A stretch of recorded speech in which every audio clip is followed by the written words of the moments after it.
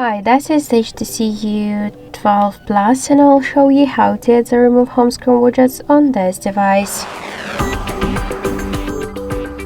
So to add widget to your home screen, you should hold for a while home screen with your finger and after that tap to add apps and widgets. After that you'll see here all of the available applications which widgets you could add. To add widget to your home screen, hold the widget and drag it to one from the screens which you want to add the widget. Just drag it here and now we could see that widget successfully added to our home screen.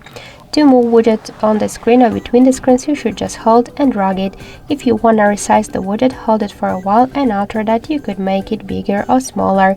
And to remove it only from your home screen, hold it and drag it to remove icon. So that's it. Thank you for watching, and if you like this video, leave thumbs up and subscribe.